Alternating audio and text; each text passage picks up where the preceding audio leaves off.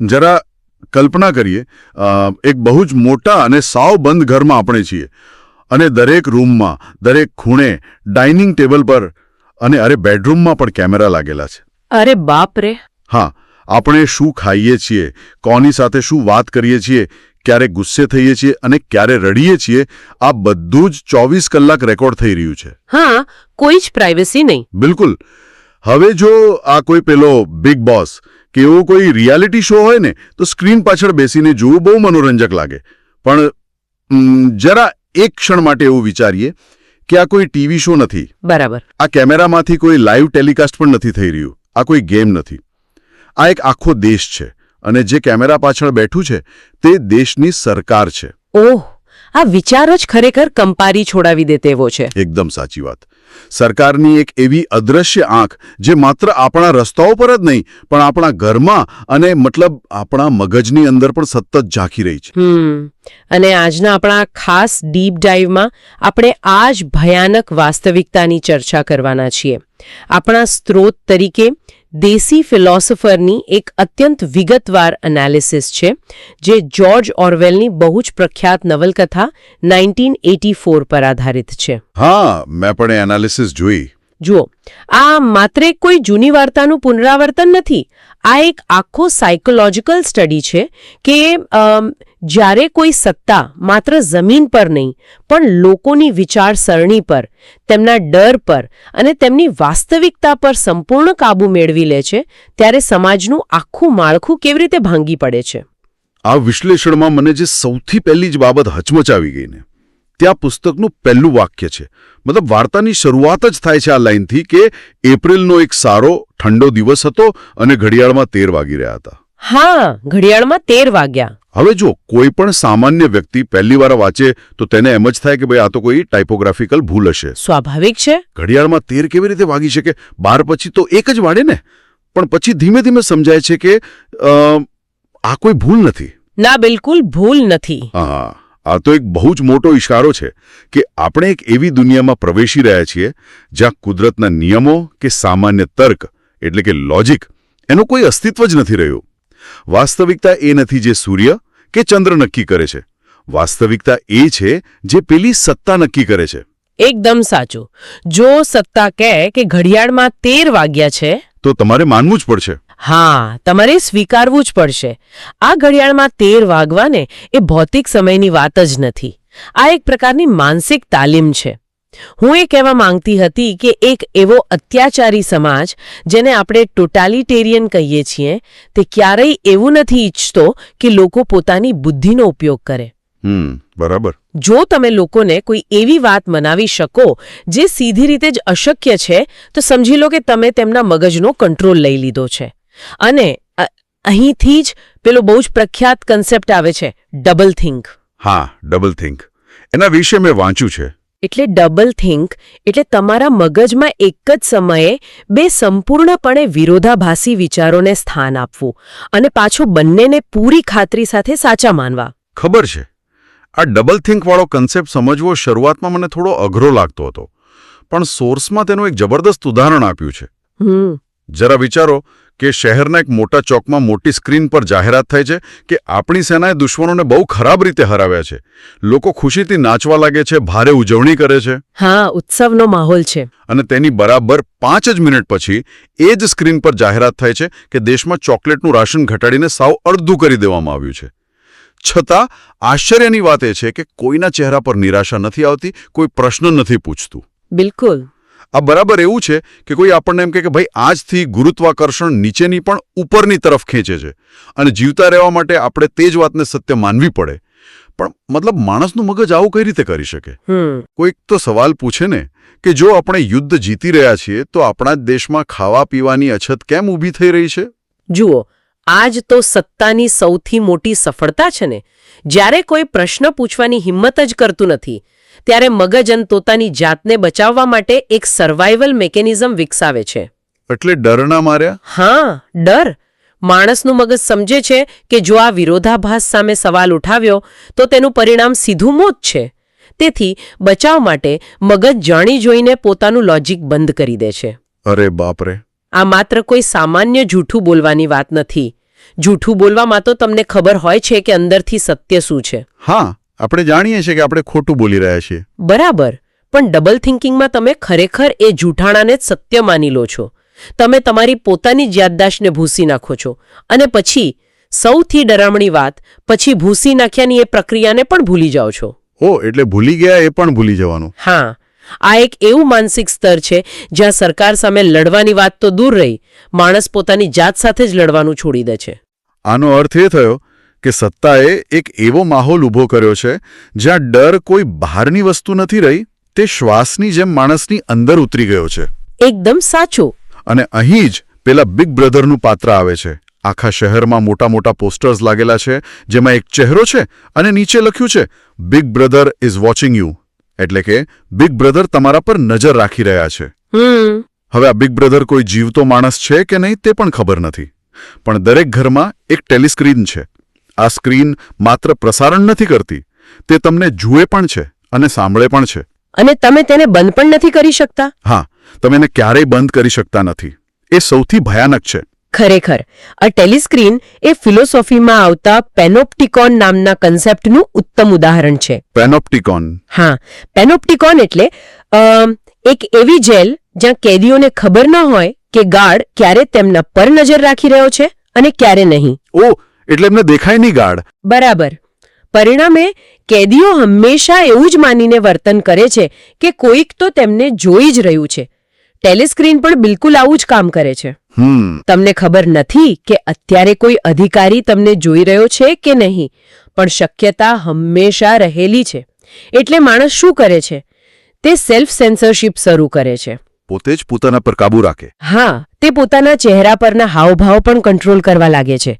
જો કોઈ બહુ દુઃખદ સમાચાર આવે તો પણ ચહેરા પર ખુશીનો જ ભાવ રાખવો પડે, નહીતર પેલી સ્ક્રીન પકડી પાડે અને સજા થાય. ઓહો, એટલે કે કેદી પોતે જ પોતાનો ગાર્ડ બની જાય છે. એકદમ સાચી વાત. જ્યારે ડરથી વ્યક્તિ પોતાની જ ચોકીદારી કરવા લાગે ત્યારે તો પછી કોઈ પથ્થરની જેલની જરૂર જ નથી રહેતી. અને મને લાગે છે અહીંથી જ પેલો થોટ ક્રાઇમ એટલે કે વિચારવાનો ગુનો અસ્તિત્વમાં આવે છે. હા, થોટ ક્રાઇમ. તમે કંઈ બોલો કે કંઈ કરો તે પહેલા જો તમારા મનમાં સરકાર વિરુદ્ધ કોઈ વિચાર પણ આવ્યો, ખાલી વિચાર, તો પણ તમે ગુનેગાર છો. બિલકુલ. પણ જુઓ, મને જે બાબત આમાં સૌથી વધુ ડરાવણી લાગીને તે આખી સિસ્ટમની બાળકો પરની અસર છે. સોર્સમાં પેલો જે પાર્સન્સ પરિવારનો કિસ્સો છે, મારો કહેવાનો અર્થ એ છે કે આ તો માનવ સ્વભાવની, બાયોલોજીની સાવ વિરુદ્ધ છે. અત્યારના સમયમાં આપણે જોઈએ તો માતા પિતા બાળકો ક્યાં જાય છે તે જોવા માટે ફોનમાં ટ્રેકિંગ એપ્સ ઇન્સ્ટોલ કરે છે. પણ આ 1984ની દુનિયામાં સરકાર બાળકોને જ ચાલતી ફરતી ટ્રેકિંગ એપ બનાવી દે છે. હા, તે કિસ્સો ખરેખર હૃદયદ્રાવક છે. બાળકોને સ્પાઇસ અથવા જાસૂસ તરીકે ખાસ તાલીમ આપવામાં આવે છે. તેમને એવી રમતો રમાડવામાં આવે છે જેમાં તેઓ ગદ્દારોને પકડે. બાળકો માટે તો આ ગેમ છે. હા, બાળકો માટે આ એક રોમાંચક ગેમ છે. પણ વાસ્તવિકતામાં તેઓ પોતાના જ ઘરમાં પોતાના જ માતા પિતા પર નજર રાખતા થઈ જાય છે. જ્યારે પેલો મિસ્ટર પાર્સન્સ ઊંઘમાં કંઈક બડબડે છે ને, ત્યારે તેના જ બાળકો તેને પોલીસને પકડાવી દે છે. અને સૌથી મોટી કરુણતા તો એ છે કે જ્યારે મિસ્ટર પાર્સન્સ જેલમાં હોય છે ને, ત્યારે તેઓ દુઃખી થવાના બદલે ગર્વ અનુભવે છે. અરે હા, એ સીન. તો કહે છે કે મને ગર્વ છે કે મારા બાળકે પાર્ટી પ્રત્યેની પોતાની વફાદારી નિભાવી. મતલબ આ કેવી રીતે શક્ય છે? એક પિતાને ગર્વ થાય છે કે તેના બાળકે તેને મોતની સજા અપાવી. એ જ તો કમાલ છે બ્રેન વોશિંગની. સરકાર કોઈ વ્યક્તિની અંદર રહેલી પિતૃત્વની, વાત્સલ્યની ભાવનાને આ હદે કઈ રીતે નષ્ટ કરી શકે? જુઓ, આ એટલા માટે શક્ય બને છે કારણ કે સરમુખત્યારશાહી ક્યારેય એવું નથી ઈચ્છતી કે બે વ્યક્તિઓ વચ્ચે કોઈ ગાઢ સંબંધ હોય. પરિવાર એક એવો એકમ છે જ્યાં લોકો એકબીજા પર વિશ્વાસ કરે છે, એકબીજા માટે જીવ આપવા તૈયાર હોય છે. સાચી વાત છે. પરિવાર જ સૌથી મોટો ટેકો હોય છે. બરાબર. જો લોકો પોતાના બાળકો કે પોતાના જીવનસાથી પ્રત્યે વફાદાર રહેશે તો તેમની સરકાર પ્રત્યેની વફાદારી વહેંચાઈ જશે અને સત્તાને કોઈ ભાગીદારી મંજૂર નથી હોતી. કોઈ કોમ્પિટિશન જ નહીં. હા, એટલે તેઓ સૌથી પહેલા પરિવાર નામની સંસ્થા પર જ પ્રહાર કરે છે. તેઓ બાળકોના મગજમાં એવું ઠસાવી દે છે કે તમારા સાચા માતા પિતા તો પાર્ટી અને બિગ બ્રધર છે. આ તો કોઈ કરી જ કેવી રીતે શકે? અરે બાપ રે!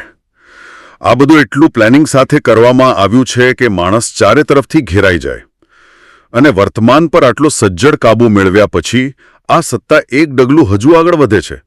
તેઓ ભૂતકાળને બદલવા માંગે છે. હા, ભૂતકાળ પર કંટ્રોલ. મુખ્ય પાત્ર જે છે ને વિન્સ્ટન સ્મિથ, તે જે જગ્યાએ કામ કરે છે તેનું નામ છે મિનિસ્ટ્રી ઓફ ટ્રુથ, એટલે કે સત્યનું મંત્રાલય. પણ તેનું કામ સાવ ઉલટું છે. તેનું કામ ઇતિહાસના જૂના રેકોર્ડ્સ બદલવાનું છે. જો કોઈ સરકારી અધિકારીએ અગાઉ કોઈ એવી ભવિષ્યવાણી કરી હોય જે ખોટી પડી હોય તો વિન્સ્ટન જૂના અખબારો શોધીને એ ભવિષ્યવાણી જ બદલી નાખે છે, જાણે કે કોઈ ભૂલ થઈ જ નહોતી. આ બહુ જ મોટો ફિલોસોફિકલ પોઈન્ટ છે. જો તમે વર્તમાનને કંટ્રોલ કરવા માંગતા હો ને તો તમારે ભૂતકાળને કંટ્રોલ કરવો જ પડે. એવું કેમ? કારણ કે માણસ હંમેશા સરખામણી કરીને જીવે છે. જો કોઈ વ્યક્તિ અત્યારે ભૂખી છે તો તે વિચારશે કે ભાઈ 5 વર્ષ પહેલા તો બહુ અનાજ હતું તો અત્યારે કેમ નથી. હા, આપણે બધા એવું જ વિચારીએ. પણ જો સરકાર બધા જ જૂના પુસ્તકો, છાપાઓ અને આંકડાઓ જ બદલી નાખે અને એવું સાબિત કરી દે કે 5 વર્ષ પહેલા તો આનાથી પણ ખરાબ હાલત હતી, તો તે માણસ શાંત થઈ જશે. ઓહ, એટલે ફરિયાદ કરવાનું કારણ જ છીનવી લેવાનું. બિલકુલ.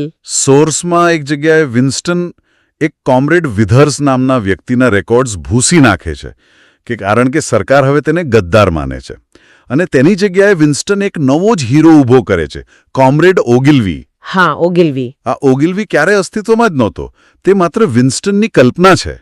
છતાં બીજા દિવસથી આખો દેશ આ કોમરેડ ઓગિલ્વીની બહાદુરીના ગુણગાન ગાવા લાગે છે. અત્યારના ડિજિટલ યુગમાં વિચારીએ તો આપણે ત્યાં કોઈ ટ્વીટ ડિલીટ થઈ જાય કે વિકિપીડિયાનું પેજ એડિટ થઈ જાય તો પણ ક્યાંક ને ક્યાંક તેનો સ્ક્રીનશોટ તો રહી જ જાય છે ને. કોઈને તો યાદ હોય જ છે. હા, ડિજિટલ ફૂટપ્રિન્ટ તો રહી જ છે.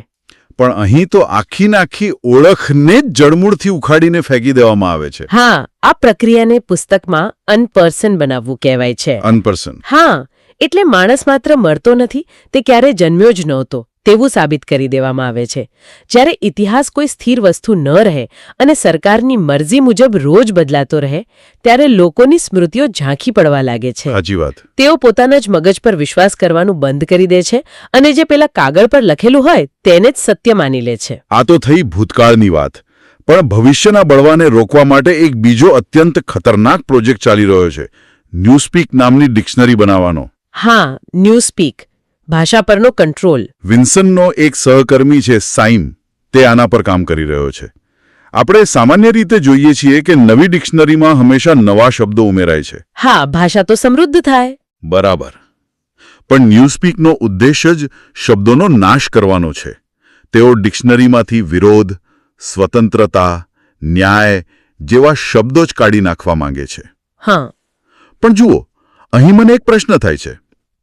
ધારો કે સ્વતંત્રતા શબ્દ ડિક્શનરીમાંથી કાઢી નાખ્યો, પણ શું એનાથી માણસની અંદર જે પેલો કેદ હોવાનો અહેસાસ છે તે ખતમ થઈ જશે? એ બહુ સારો સવાલ છે. વાર્તામાં જે સૌથી નીચલા સ્તરના લોકો છે, જેને પ્રોલ્સ કહેવાય છે, તેમની પાસે કોઈ ઉચ્ચ શબ્દ ભંડોળ નથી, છતાં તેઓ અંદરથી ગુસ્સામાં તો છે જ ને. આ તમે બહુ જ સચોટ મુદ્દો પકડ્યો. પ્રોલ્સ પાસે શારીરિક સ્વતંત્રતા છે. તેઓ ગીતો ગાય છે, દારૂ પીએ છે અને નાની નાની બાબતોમાં ઝઘડે પણ છે. હા. તેમનામાં ઉર્જા છે, ગુસ્સો પણ છે, પરંતુ બૌદ્ધિક જાગૃતિ વિના, એટલે કે કોન્શિયસનેસ વિના આ ગુસ્સો કોઈ કામનો નથી. એટલે એમની પાસે શબ્દો નથી એનો ફરક પડે છે? બિલકુલ.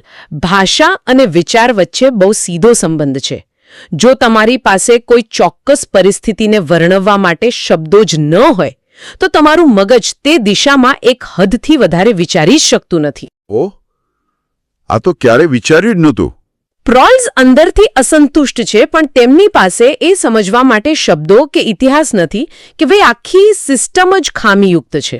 એટલે કે તેઓનો ગુસ્સો માત્ર રોજબરોજની નાની સમસ્યાઓ પૂરતો જ સીમિત રહી જાય છે. તેઓ લોટરીના આંકડાઓ અને વાસણોની કિંમતો માટે લડે છે, પણ તેમને એ નથી સમજાતું કે તેમને ગરીબ કોણે રાખ્યા છે. બરાબર. માત્ર તાકાત હોવી પૂરતી નથી, ક્રાંતિ માટે દિશા જોઈએ. સાચી વાત. અને દિશા માટે વિચારો જોઈએ.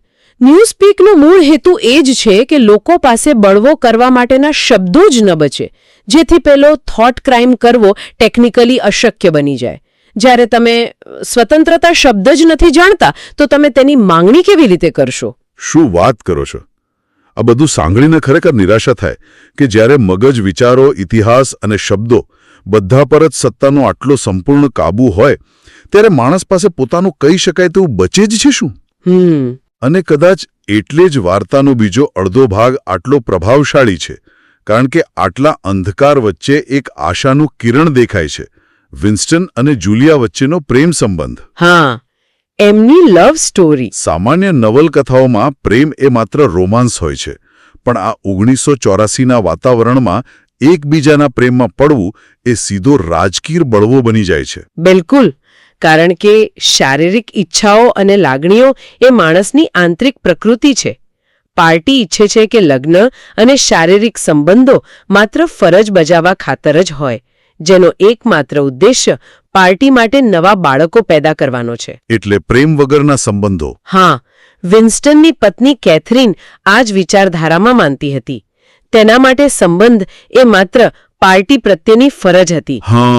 પાર્ટી પ્રેમને નફરત કરે છે, કારણ કે પ્રેમ બે વ્યક્તિઓ વચ્ચે એક ખાનગી અને અત્યંત વ્યક્તિગત દુનિયા ઊભી કરે છે. આ એવું છે કે પ્રેમ એ એક વ્યક્તિગત કિલ્લો છે જેમાં માત્ર બે જ લોકો રહી શકે છે. સાચી વાત છે. અને સત્તા આ કિલ્લાની દિવાલો તોડી પાડવા માંગે છે. જ્યારે વિન્સ્ટન અને જુલિયા પેલા મિસ્ટર ચેરિંગ્ટનની જૂની દુકાન ઉપર એક નાનકડો રૂમ ભાડે લે છે ને, જ્યાં તેમને લાગે છે કે કોઈ ટેલિસ્ક્રીન નથી, ત્યારે તે માત્ર એક રૂમ નથી હોતો, તે સ્વર્ગ બની જાય છે. હા, એમની પોતાની દુનિયા. ત્યાં તેઓ જૂની કોફી પીએ છે, મેકઅપ કરે છે, ગીતો સાંભળે છે. આ બધી બહુ સામાન્ય વસ્તુઓ છે, પણ તેમના માટે આ એક મોટી ક્રાંતિ છે. અને ત્યાં વિન્સ્ટન એક કાચનો પેપરવેઇટ ખરીદે છે. હા, એ બહુ મહત્વનું પ્રતીક છે. હા, આ પેપરવેઇટની અંદર એક નાનકડો પરવાળો હોય છે. તો આ પેપરવેઇટ શેનું પ્રતીક છે એ સોર્સમાં કેવી રીતે સમજાવ્યું છે? જુઓ, તે કાચનો પેપરવેઇટ એ ભૂતકાળની સુંદરતા, માનવીય લાગણીઓ અને તેમની એ નાનકડી ખાનગી દુનિયાનું પ્રતીક છે. ઓહ! તે પારદર્શક છે, સુંદર છે, પણ સાથે સાથે અત્યંત નાજુક પણ છે. તે દર્શાવે છે કે આ ક્રૂર દુનિયામાં આવી શુદ્ધ વસ્તુઓનું કોઈ સ્થાન નથી. સરમુખત્યારશાહીમાં કોઈ પણ શુદ્ધ લાગણી લાંબો સમય છુપાયેલી રહી જ શકતી નથી.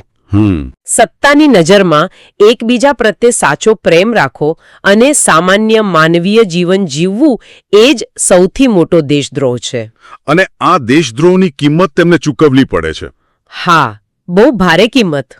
જ્યારે થોટ પોલીસ તેમને પકડવા આવે છે ત્યારે સૌથી પહેલું કામ તેઓ શું કરે છે? તેઓ પેલા સુંદર કાચના પેપરવેઇટને જમીન પર ફેંકીને ટુકડે ટુકડા કરી નાખે છે. એ માત્ર કાચ નહોતો તૂટ્યો, તેમની સુરક્ષાનો ભ્રમ તૂટી ગયો હતો. એકદમ સાચું. અને ત્યાર પછી? હા, ત્યાર પછી શરૂ થાય છે વાર્તાનો સૌથી ભયાનક અને માનસિક રીતે થકવી નાખનારો ભાગ. જ્યારે આ નાનકડો બળવો પકડાઈ જાય છે ત્યારે સત્તા વિન્સ્ટનને મિનિસ્ટ્રી ઓફ લવમાં લઈ જાય છે. આ કેવું ભયંકર વક્રોક્તિવાળું નામ છે નહીં? પ્રેમનું મંત્રાલય. હા, આયરની છે પૂરી. પણ અંદર યાતનાઓનો અંત નથી. અહીં ઓબ્રાયન નામનો ઉચ્ચ અધિકારી વિન્સ્ટનને શારીરિક યાતનાઓ આપે છે. પણ ઓબ્રાયન માત્ર તેને મારતો નથી, તે વારંવાર વિન્સ્ટન પાસે કબૂલા વળાવવાનો પ્રયાસ કરે છે કે 2+2 = 5 થાય છે. બરાબર. હવે મને અહીંયા એક બહુ જ મોટો સવાલ થાય છે. સરકારને આટલી બધી મહેનત કરવાની શું જરૂર છે? જો વિન્સ્ટને નિયમ તોડ્યો છે તો તેને સીધી ગોળી મારી દેવી જોઈએ ને. શા માટે તેને અઠવાડિયો સુધી ટોર્ચર કરીને એવું મનાવવાની કોશિશ કરવામાં આવે છે કે 2+2 = 5 થાય છે? કારણ કે જો સત્તા વિન્સ્ટનને ગોળી મારી દેશે તો તે એક શહીદ બની જશે. ઓહ! હા, ઇતિહાસ સાક્ષી છે કે શહીદોના લોહીમાંથી નવા બળવાખોરો પેદા થાય છે. 1984ની આ પાર્ટી બહુ ચાલાક છે. ઓબ્રાયન સ્પષ્ટ કહે છે કે અમે શહીદો પેદા નથી કરતા, અમે વિચારોને બદલીએ છીએ, અમે કન્વર્ઝન કરીએ છીએ. એટલે મગજ જ બદલી નાખવાનો. બિલકુલ.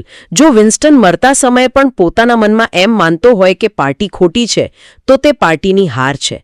સત્તાનો ઉદ્દેશ્ય માત્ર શરીરને ખતમ કરવાનો નથી, પણ માણસના પોતાના વિચારો પરનો, પોતાના તર્ક પરનો જે વિશ્વાસ છે ને એ તોડી નાખવાનો છે.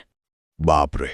જ્યારે વિન્સ્ટન પીડાથી બચવા માટે રડતા રડતા કહે છે કે હા, 4 આંગળીઓ 5 છે અથવા તમે કહો તો 3 છે, ત્યારે તે ગણિત નથી ભૂલતો. તે પોતાની વાસ્તવિકતા સત્તાના ચરણોમાં મૂકી દે છે. યાતનાના આ તબક્કાઓમાંથી પસાર થયા પછી પણ વિન્સ્ટનની અંદર એક નાનકડો ખૂણો હજુ પણ જીવતો હોય છે. તે ઓબ્રાયનને કહે છે કે તમે મારું શરીર તો તોડી નાખ્યું છે, પણ મેં જુલિયા સાથે દગો નથી કર્યો.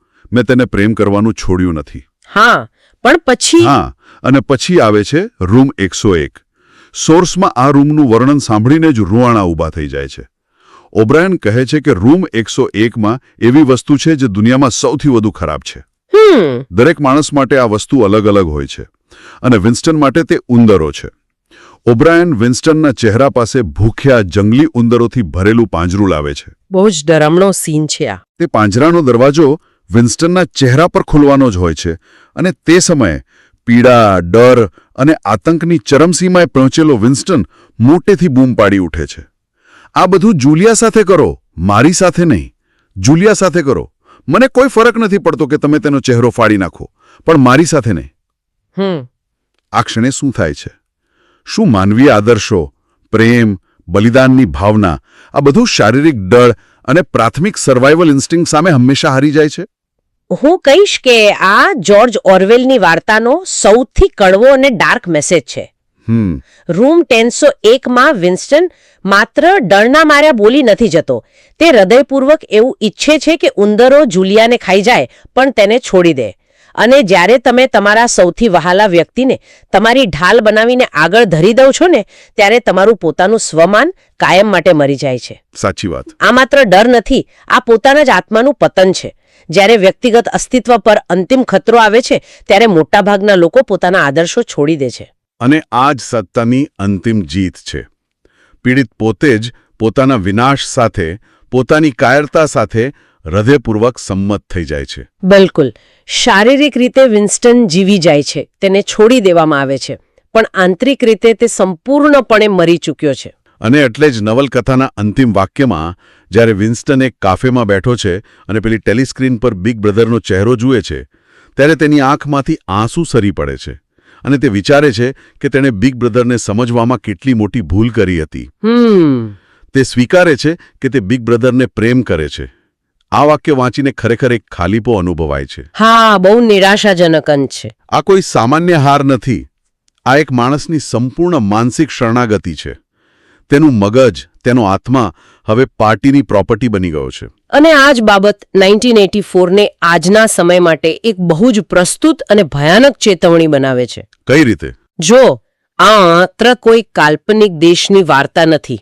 જ્યારે સામાન્ય લોકો પોતાની સુવિધા કે આરામ ખાતર પોતાની નાની નાની સ્વતંત્રતાઓનો સોદો કરવા લાગે છે, જ્યારે આપણે નાના જૂઠાણાઓને કે પછી તે ફેક ન્યૂઝ હોય કે ખોટા આંકડાઓ હોય તેને અવગણવાનું શરૂ કરીએ છીએ, ત્યારે આપણે અજાણતા જ એક એવી વ્યવસ્થાને જન્મ આપીએ છીએ જે ભવિષ્યમાં આપણા જ વિચારો પર કાબૂ મેળવી લેશે. ખરેખર આજના ડીપ ડાઈવમાં આપણે સત્તા, ડર અને માનસિક ગુલામીની જે મિકેનિઝમ સમજી, તે આપણને આપણી આસપાસની દુનિયાને નવી જ નજરે જોવાની ફરજ પાડે છે. એકદમ સાચી વાત. આ ચર્ચાના આધારે આજે છૂટા પડતા પહેલા એક નવો અને થોડો અસ્વસ્થ કરી દે તેવો પ્રશ્ન તમારા સૌના મનમાં મૂકીને જ જઈએ છીએ. આપણે જોયું કે વાર્તામાં સત્યનો એકમાત્ર પુરાવો સ્મૃતિ અને કાગળ પરના રેકોર્ડ્સ હતા.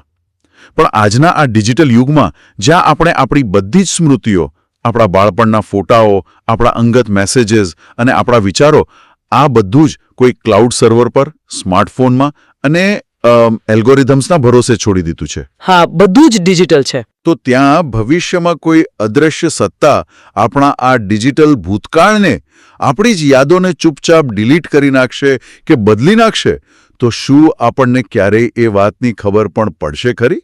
વિચારતા રહેજો. ફરી મળીશું એક નવા વિષય સાથે.